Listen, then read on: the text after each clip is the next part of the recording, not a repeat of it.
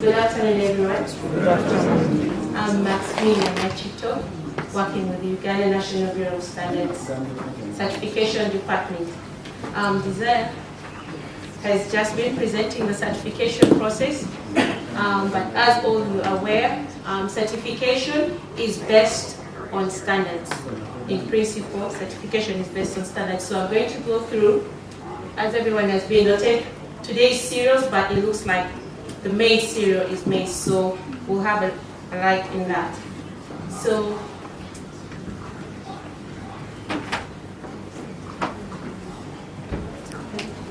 standards is just the process of establishing consistency, the way we do things. If it, just like the chairperson of this thing had suggested that every after speaker is done with stand up and clap. If we were doing it consistently, that would have been the standard in this meeting. So in principle, that is standardization. To enforce consistency in anything, when you go home, how do you do your things consistently? So that they're like, that is Mamish is consistent. In principle, that's that.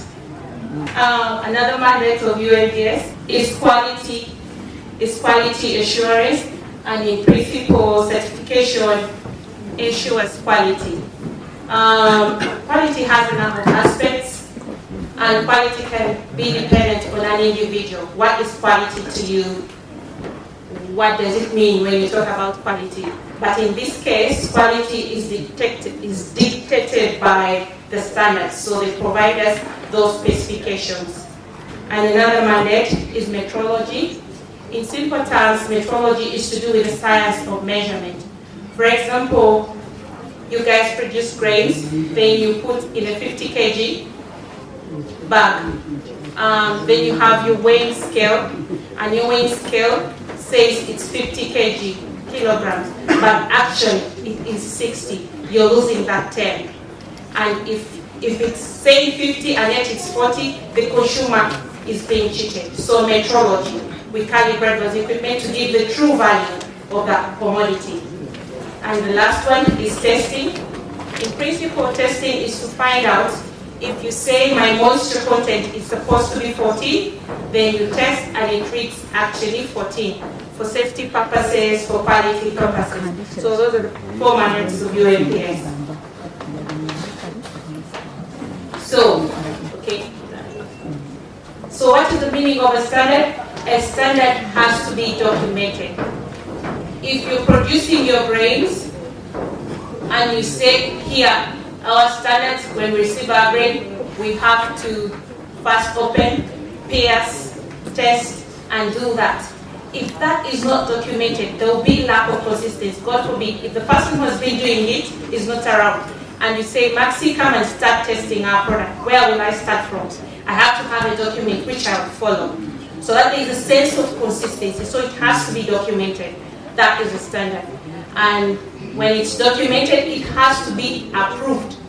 Who saw this on behalf of the company? Maybe anyone can just come and say this is our standard, so it has to be documented. So the Uganda National Bureau of Standards develops standards which are documented and they are approved by UNBS. And in these standards, they will provide the rules, the guidelines, the characteristics of the products. Who establishes the standards? We've had experiences where industries say that is your standard, that is your thing, the attitude is really, really bad. But we're not the experts in grains, we are not. So the experts in this field develop the standards, and I believe you are the experts. It's not as we are just a secretariat. We collect you, you sit down and give us these things, and we document on your behalf. So you're the experts, and these experts, they're good in their field. So manufacturers, researchers, academia, consumer association, parents, farmers, exporters, all these are the people who develop the standards, and we are the secretariat. Okay? So it is you from wherever who develop this standard, then we keep it for you to implement. So it's your paper. What comes out is yours. Right. So why the standards? The standards don't come just out of the blue. The government has the right to protect people. So the Constitution can say a human being has the right to sell food, and it stops there. That's in the Constitution. But how do we get this safe food? So it comes down in the law or statute, then there can be a regulation, then the regulation can say UNBS is responsible for safety and everything. So how do we ensure safety? By developing standards. So it's all coming all the way from the responsibility of the government, and that's how the standards come up. It's not just UNBS imposing something. We are trying to conform or to try and protect the masses through as required by the Constitution. Though the Constitution just says right to safe food. To break it down, the standards will give us the answer to that. Okay, the importance of standards. It's a means of communication amongst the stakeholders. For example, someone brings a packet of maize, you're touching something and you feel something soft. It's like, is this cassava flour, maize flour, soy? I say, what is this? So when you implement standards, you're trying to communicate the food. What food am I giving you? How should I prepare it? How should I store it? That is communication. You're trying to protect the society. What would you prefer? Okay, it happens. Food that is sold in the open place or something that is wrapped, even in a small cavera or paper. So you're trying to protect the human being, the environment, the health from hazards. We have a number of hazards. This is for another day. 3 types: microbiological, chemical, physical. Another training. She said she wanted to promote fair trade. So when we implement standards, remember we say standards provide consistency. We're trying to create some fair trade. We all do the same thing. Then we meet the bare minimum, all of us, and we compete fairly in the market. Then to protect the consumer interest. So the roles of standards, again, basic standards are available, science-based, Codex ISO, too complex for now, driven by the demands of the sector. Standards are driven by the demands of the sector. If milk requires a particular thing so sensitive, we cannot say we shall have, for example, E. coli in maize at 10, and milk will also say 10. It's not fair. As in, maize can be cooked further. Maize is not supposed to be fed to babies. So it's also sensitive, though for us we don't know. Unfortunately, our children take the most maize in this country, and yet it's not meant for them. Okay, so focus on quality and safety, detailed production and processes. Limits are set, bare minimum to meet this standard.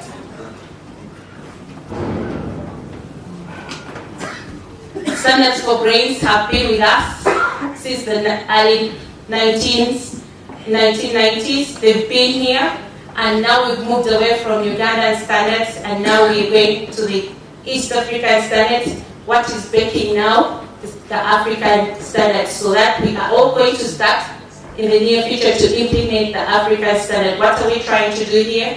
To remove away barrier to trade. So if we all conform to one standard in East Africa or Africa, then we are able to trade. As you heard the lady online talking, maize is a political product. So these things might sound like we are lying, but it's factual, but it is political. I hope you understand what that means. So we are harmonizing the standard for grains. Initially, the standard of maize used to be US, meaning Uganda standard 2, but now it is US EAS, that is East African standard 44. So we harmonized it from just being a Ugandan standard, but now it's an East African standard, meaning that the same standard is used in Kenya, Tanzania, Rwanda, South Sudan. Yeah, that's what it means. And what is baking now is ASO, which is the African. So very soon we are going to harmonize the East African standard to the African standard. So we have a number of standards. The current standards, you will see US, meaning Uganda standard. We adopted the East African standard, that is the standard code number 2, meaning that the maize grain standard was among the first ones. They come in chronological order. The most current one now we have of Kumusha, which is 2000 something. So the number just shows how far back. So maize, and you see the year 2017. Standards are living documents. Why is it living? The demands change, technology. There's some parameters that become irrelevant. So every 5 years, the standards are reviewed, or we improve the safety. Maybe those days aflatoxin used to be to 20. Now we say no, it has to be 10. If moisture used to be 18, and with experience and the problems industry is facing, we review. So it's a living document. It's revised after 5 years. So those one of the standards. We have the maize grains, the milled maize corn. Those are some of the beans, rice, paddy, rice, brown rice. Sorry. We also have those ones, but those are called product standard. But with the product standard, we normally have the normative documents. And normative documents, for example, US 28, EAS 39, is a code of practice for hygiene in food and drink manufacturing industry. You cannot claim to conform to the product standard if you've not conformed to the code of practice. Because where is the product coming from? From a hygienic place, not a garage, a car garage, but you know, a nice, well-organized place. And labeling is information because it's the first interface of a product with a client. These days, we used not to know. Clients need to know, is this food allergic? Am I allergic to eat such information? There's so many details. You need the trainings for next time. Okay, so we have here the main requirements in the standard for maize. So the standard is divided in 9 to 10 clauses. So let me concentrate on these ones. So the first clause will just tell you what is maize, to give you the scientific name. Maize is prepared from this and all that. But these are the key things about maize. So when it comes to maize grains, the standards will have 3 different kinds of grades. And the grades is dependent on these parameters. Foreign matter. Foreign matter can include stones, scopes, dust and all that. So grade 1 has the less percentage and grade 3 has the most, but it has provided for all these grades. But as we told you, labeling is important. It's very good for you to say maize grains, grade 1 or 2 or 3. Don't forget value of money and honestly tell us the true nature of your product. I'm selling grade 2 and not grade 1. And people will be happy to know that I bought grade 2 and not grade 1, as opposed to buying just maize and they're not sure and they keep complaining. The maize from this company is always bad. Yet it's actually grade 3, which is acceptable if you label it as such. So we have inorganic matter, broken kernels. Those are part of quality. You don't want to get a sack of maize, half of it is broken. So we have to have limits to give it some good level of quality. So insect damage, rotten, discolored, all these parameters are specified in the standard.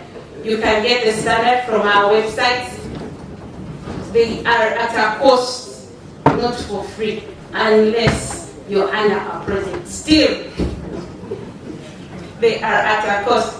But we need them because when you come to develop the standards, we give you some lunch, it's paper, so we use that little money to facilitate them. So they are at a cost, but they can be found on our website. You don't have to come physically all the way from wherever you are. At the comfort of your location, you can go online, pay through URA, then they can send you the standard via email. So we come to the safety parameters. So we saw the importance of standards, we said, is to protect the consumer and to provide quality and safety. These are 2 different things. The first parameters were quality parameters, as in grade 1, grade 2, grade 3. This one has more stones, less stones. This one has some little bit of pesticides. this one is cleaner. That is quality, depending on grade. But when it comes to safety, all grades have to conform. And the safety parameter in maize is aflatoxin. And we all know about this. Aflatoxin, in principle, why I want to pay attention to this, children, all of us, including myself and yourself, we are chronically exposed to aflatoxin. Has someone bought maize and tested and eaten some maize, you're busy enjoying it and it's bitter? Or groundnuts and it's bitter? You've been in boarding school and the portion is bitter and the porridge is bitter. That is aflatoxin. So all of us are exposed to aflatoxin. That is known as chronic exposure to aflatoxin. And the effect will come later. I hear kidney cancer, liver cancer, and the babies suffer more if your mother takes such food and the baby is born. They normally have some issues with their brains and everything. So while you're thinking you're making money, but you're killing yourself too. So we need to pay attention to this safety parameter. Okay, so so in principle, that's the standard to give the quality parameters and the safety parameters. Desire say that SMEs, we only build safety parameters.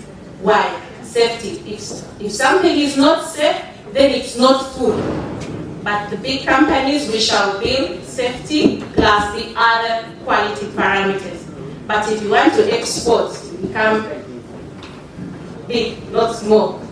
Okay? Yeah, so that's in principle the standard for maize. So when you're producing this maize, there are critical things around producing this nice maize. So when you're starting your plant, you have to be mindful of the location. Where are you going to manufacture your grain, your maize flour from? Location. Basic things. Don't be so much next to a sewage line, a flooding place in case it comes raining. You lose all your produce. So location is very important. Where is your plant located? Then the structure requirements, so many. The foundation, the walls, the floors, bare minimum. Just like you would like to put up your own home. You wouldn't like to choose in a swamp or not to have a nice floor. Simple things, and the standard does not dictate that the floor shall be made of tiles, I hear terrazzo or anything. It just says the floor shall be smooth, cleanable, and not broken. Just that interpretation. Then we move forward. Then the facility requirements, you have to have toilets. I read some time back that Uganda has, more people in Uganda have phones than they have toilets. So you have to have toilets because remember, human beings, we are part of the pests, or we carry some diseases with us, which are known as foodborne diseases, and these arise from not having the right facilities like toilets. So as a facility, you're supposed to have the toilets and the right number. If you're 15 people in a factory, one toilet. Then like that, 15, 32, something like that, adequate. So that is one of the facilities. Changing rooms, the clothes you come with from home should not enter the factory. Remember, we are potential people of causing disease to other people by transmitting it through the food. So the equipment we use, it has to be either, of course here we can't afford stainless steel, but mild steel. Have you ever seen a mill? After some time it wears out. Where do the findings go? Where? In the flap, and where does the flap go? In the body. And what happens when you take the findings? Exactly. So we should be mindful of the equipment we use, bare minimum. So those are the equipment requirements. We have the safety requirements. This safety in this case is the manufacturing plant. It has to be safe as a person where we are working from. Not so squeezed, no aeration. People are milling and they are taking in dust. Then you work for only 3 years and that will be the end of it. So you just make sure proper ventilation, you're safe, the place is safe for you as an individual to work in. Cleaning and maintaining, this is a food factory. Hygiene in the food factory should be as hygiene in your home. If you want to be dirty, but the factory has to be clean. Why? You're providing food to more than 500 people, and you don't want to be responsible for the lives of 100 people if they fall sick because of poor hygiene. We have to have control of processes in certification. We need to control processes. How do we receive our raw materials? How do we document our production processes? Before I pack, do I check? So there's some minimum checks we have to make at every step if we to ensure quality. We don't want to do blind production. They ask you how is it, I don't know, just, it's not fair. Because you're trying to feed the mass. So do some little diligence and make sure you're feeding the mass. As USB say, in certification we also need only registered companies because they can be charged. So in case anything happens because of your product, we can trace back. So it's good that you don't want to lose your brand, so you do it well. So control of cross-contamination, supplies control. Supplies control is, if you're getting your maize from wherever, try to make sure you know who is giving you that maize. If you're getting pesticides, there's an earlier speaker who said people who give fungicides by different brands but with the same function. So you have to know, where am I buying this? Is it a reliable source? So because garbage in is garbage out. So if you don't have supplies control, definitely you're taking in garbage and garbage will get out.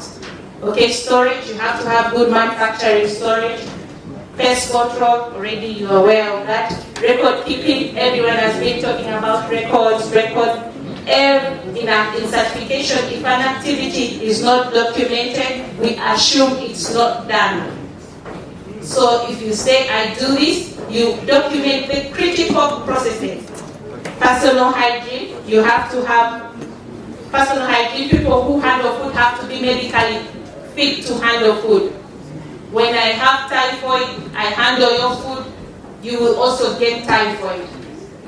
So you have to be medically fit to handle food. Transportation, these ones are carrying the supplies and food. The car have to be in good transportation conditions. Then product information is the label. Labeling is a very big subject. It can be finished here, but the principal things on the label are what? Product name. The product name is not the brand name. Okay, those are good manufacturing practices. We've been talking about storage, that there's a maize flour standard, but we've talked about standards. This is for maize flour.